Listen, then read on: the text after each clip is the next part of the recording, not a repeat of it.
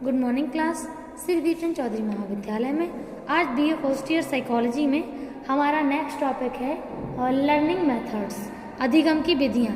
ठीक है, तो जैसा कि हमने पहले देखा था कि लर्निंग और मोटिवेशन में क्या डिफरेंस है, लर्निंग और इंटरेस्ट में क्या डिफरेंस है, और लर्निंग में मोटिवेशन का रोल क्या प्ले होता है, ये सब हमने उसमें देख चुके हैं। ठीक है, आज हमें देखना है कि लर्निंग की कौन कौन सी विधि होती है, क्या क्या मेथड से हम लर्निंग करा सकते हैं किसी भी बच्चे की या पर्सन की। ठीक है, तो इसमें वैसे कि लर्निंग तो आप जानते ही हैं, इसमें पहली विधि है पूर्ण बनाम अंश विधि, जिसे बोलते हैं होल वर्सेस पार्ट लर्निंग। ठीक है, तो होल मतलब समझ ही आ रहा है, जो चीज़ें आपकी पूरे फॉर्म में होंगी, मतलब उसमें कोई भी चीज़ कम नहीं होगी, परसेंटेज का एरिया भी कम नहीं होगा, तो वो आपका होगा होल फॉर्म। ठीक है, और सेकेंड होगा पार्ट लर्निंग, यानी कि आधे फॉर्म में लर्निंग।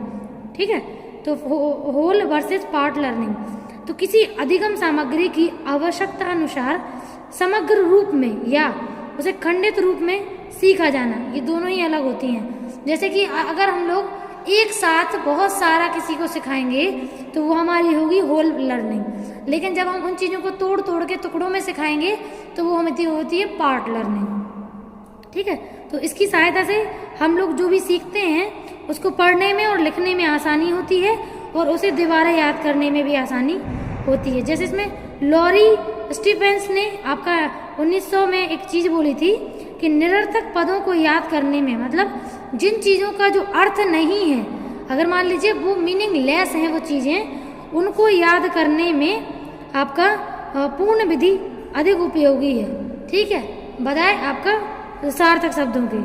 ठीक है, तो ये है, तो आपका जैसा कि हम सभी जानते हैं, अगर हम कोई भी चीज़ एक सिंक में बोल देंगे, ठीक है, तो वो आपको हो सकता है कि अगर आपको लेंदी लग रही होगी तो वो आपको याद होने में दिक्कत देगी, लेकिन जो चीज़ें आपको लेंदी नहीं लग रही होंगी वो आपको याद करने में ज़्यादा दिक्कत उनको नहीं होगी। ठीक है, तो ये है इसमें। अब अगर जैसे मान लो किसी बच्चे की कैपेसिटी याद करने की कम की है, ठीक है, और आप उसे रट्टू तोता की तरह एकदम बहुत लंबा याद करा रहे हैं, बहुत सारा एक साथ याद करा रहे हैं, तो वो बच्चा बिल्कुल भी गेन नहीं कर पाएगा। क्यों नहीं कर पाएगा? क्योंकि वो उन चीज़ों को एक साथ मतलब ले ही नहीं पा रहा है, उसकी कैपेसिटी नहीं है कि वो एक साथ उन चीज़ों को ले पाए। सेकंड टाइप का बच्चा वो होता है जो उन चीज़ों को एक तरीके से पार्ट फॉर्म में सीखता है, मतलब अगर पूरा याद नहीं हो रहा तो कोई बात नहीं, अपन लोग आधा आधा याद कर लेंगे। जैसे आप लोगों ने बचपन में बच्चों को अगर कोचिंग दी हो तो छोटे बच्चों को अपन लोग जैसे मान लो ABCD सिखाते हैं, तो ABCD हमारा एक पर्टिकुलर लेटर होता है जिसको याद करने में भी, अब देखो जैसे मान लो जब ABCD सिखाना शुरू करते हैं तो सोचिएगा कि जब ABCD सिखाते हैं तो पूरा A बना के अगर उसे दिखाएंगे तो वो होगा हमारा संपूर्ण विधि, पूर्ण विधि।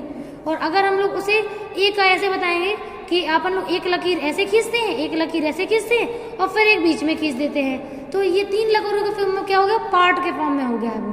तो ये लर्निंग होगी, दोनों में डिफरेंशिएशन। तो यहाँ पे जब हम एक साथ A बना देते हैं, जब वो छोटा होता है 1.5 से 2 साल का और उसे वो A का पूरा समझ में ही नहीं आया पूरा फॉर्मेट कि उसे शुरू कहाँ से करना है, ख़त्म कहाँ पे करना है, तो उसे वो चीज़ें समझ में नहीं आएंगी। जब हम उन्हें तोड़ तोड़ के चीज़ें बताएंगे, 3 लकीरों में बांट देंगे, ठीक है, और जैसे छोटा A बनाना बताते हैं, B बनाना सिखाते हैं, तो ये सारी चीज़ें जब हम टुकड़ों के फॉर्म में बताते हैं तो बच्चे को ज़्यादा अच्छे से लर्न होती है। ठीक है, ये है आपका। अब इसके बाद हम लोग जैसे मान लीजिए थोड़ा बच्चा बड़ा हो गया, ठीक है, अब बच्चा बड़ा हुआ तो आपने क्या किया, जब उसको हम लोग जैसे इमला सिखाते हैं, जैसे 2-2 3-3 लेटर सिखाते हैं, तो हम अगर एक साथ बोल देंगे कलम तो उसको नहीं समझ में आ रहा कौन सा का है, कौन सा ला है, कौन सा माँ है, किसके बाद हमें क्या बोलना है और कैसे हमें इसे याद करना है और कैसे लिखना है। तो हम क्या बोलेंगे, का से कब नहीं, का ला अ म। ठीक है, तो ऐसे जब हम चीज़ों को तोड़ करके बताते हैं तो वो चीज़ें उनको बहुत ज़्यादा इजी फॉर्म में और अच्छी लगती हैं और इंटरेस्ट भी आता है। जब हम कोई चीज़ एक तरीके से टिपिकली फॉर्म में, होल फॉर्म में लेते चले जाते हैं और हम उसे डिफाइन भी ना करें या फिर उनको टुकड़ों में तोड़ें भी ना, तो वो दिक्कत देती हैं। ठीक है, तो होल लर्निंग और आपका पार्ट लर्निंग ये कहलाती है जब हम धीमे धीमे करके पहले टुकड़ों में सिखाते हैं, क्योंकि टुकड़ों वाली जो मेथड है वो इजी मेथड लगती है, और जो आपकी पूर्ण विधि है, पूर्ण विधि जब हम बड़े हो जाते हैं तो अपने आप ही जो चीज़ें हमने बचपन में सीखी हैं वो फिर में हमें पार्ट में सीखने की जरूरत नहीं पड़ती है, फिर वो अपने आप ही हमारा पूर्ण विधि में आ जाती हैं। फिर हम बहुत बड़े बड़े सेंटेंसेस बोलना सीख जाते हैं, उनका मतलब भी हमें तुरंत समझ में आ जाता है पढ़ते ही। तो ऐसे हमारे अंदर होता है। तो हम शुरुआत टुकड़ों में करते हैं और फिर वो टुकड़ों की जो लर्निंग होती है वो पार्ट होल फॉर्म में हो जाती है। ठीक है, होल फॉर्म में बदल जाती है। सेकेंड है आपका संकलित बनाम वितरित विधि, मैच्ड वर्सेस डिस्ट्रीब्यूटेड लर्निंग। ठीक है, तो इसमें एक तरीके से बात करें, जब भी हम कोई चीज़ को याद करने की कोशिश करते हैं तो जिसमें जितना ज़्यादा हम समय देते हैं, ठीक है, वो या तो उतने समय तक निरंतर बनी रहे, ठीक है, या फिर अंतराल के रूप में भी सिखाते हैं। मतलब आपका है कि या तो आप उसमें मतलब बहुत लंबे टाइम तक एक ही चीज़ को कंटिन्यू लिए रहें तो भी आपको जल्दी याद हो जाएगी, या फिर आप समय का गैप करके भी उन्हें सीखेंगे तो उसमें थोड़ा सा समय लगता है। ठीक है, तो संकलित और डिस्ट्रीब्यूटेड, तो इसमें ये है कि जब भी जैसे मान लो 10 घंटे हम लोग कोई भी चीज़ लगातार कर रहे हैं, ठीक है, या 5 घंटे कर रहे हैं, ठीक है, और मान लो 10 घंटे करने के बाद फिर हम कुछ घंटों का आराम करते हैं, ठीक है, और फिर कुछ घंटे काम करते हैं, फिर कुछ घंटे आराम करते हैं। तो ऐसे ऐसे ये होता है कि जब हम संकलित फॉर्म में चलते हैं तो वो चीज़ें हम लोग एक गैप लेके चल रहे हैं, लेकिन वही चीज़ें जब डिस्ट्रीब्यूटेड फॉर्म में हो जाती हैं तो उसमें फैलाव हो जाता है, वो चीज़ें हमारी जुड़ती चली जाती हैं। ठीक है, तो जब हम थोड़े टाइम का ब्रेक ले लेके उसमें आगे काम करते हैं तो इससे ऐसे भी चीज़ें निकल के आती हैं। ठीक है, तो हमको ज़्यादातर ऐसा होना चाहिए कि डिस्ट्रीब्यूटेड फॉर्म में लर्निंग तब होती है जब वो चीज़ें संकलित फॉर्म में हो। ठीक है, जैसे अगर हम बात करें, अगर हम कोई भी चीज़ सीखना चाहते हैं तो हम एक सिंक में अगर सीखने की कोशिश करते हैं, मैच्ड फॉर्म में करते हैं, तो वो चीज़ें फिर हमें दिक्कत देती हैं। जब हम उनको थोड़ा समय छोड़ करके उन चीज़ों को लर्न करते हैं, उनको याद करने की कोशिश करते हैं, तो वो चीज़ें हमें उतना ही कम समय उसमें लगता है दोबारा रिपीट करने में या याद करने में। ठीक है, ये है। तीसरा है सक्रिय और निष्क्रिय विधि, एक्टिव एंड पैसिव मेथड। ठीक है, तो एक्टिव और पैसिव मेथड का मतलब होता है कि या तो आप बहुत ज़्यादा स्पीड से लर्न करें, मतलब आप जब भी कोई चीज़ याद करते हैं तो उसमें बराबर बने रहें। ठीक है,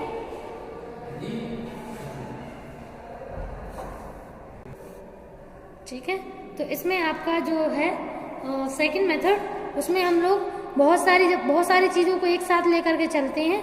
ठीक है, और उसमें एक समय सीमा नहीं रखते हैं तो दिक्कत होती है। तो इसमें ये बताया गया है कि एक टाइम का गैप रख के पर्सन को आराम वगैरह भी करने देना चाहिए ताकि उसकी सेल्स उस चीज़ को सीखने के लिए दोबारा से तैयार हो पाए। ठीक है, तो आराम करना भी बहुत ही ज़रूरी है।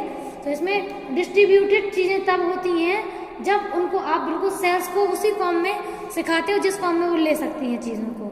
ठीक है, अगला है आपका थर्ड पॉइंट, सक्रिय और निष्क्रिय विधि। तो इस टाइप के आप लोग जानते ही होंगे कि एक्टिव और पैसिव मेथड में जो एक्टिव होते हैं पर्सन, वो अपना पूरा योगदान देते हैं, मतलब 2 वे कम्युनिकेशन की बात हो रही है। जैसे कि अगर हम आपको कुछ दे रहे हैं, कुछ सिखा रहे हैं, तो आप भी उस टॉपिक से रिलेटेड कुछ क्वेश्चन क्रिएट करें, पूछें, जो भी डाउट हो वो बताएं।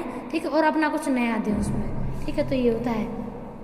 तो सक्रिय और निष्क्रिय विधि में जो सक्रिय प्रकार के जो लर्नर होते हैं, एक्टिव लर्नर, वो अपना भी योगदान उसमें बताने में हेल्प करते हैं कि हाँ ये चीज़ें ऐसे ऐसे वर्क करती हैं। ठीक है, और जो निष्क्रिय लर्नर होते हैं वो केवल चीज़ों को लेते हैं और देते नहीं हैं। हाँ, इसमें ये भी होता है कि कभी कभी देखिए, जैसे पर्सन है, अगर वो नई फील्ड में उतरा है, उसको कोई भी नॉलेज नहीं है, तो वो एक्टिव लर्नर नहीं बन सकता है, उसको थोड़ा समय लगेगा।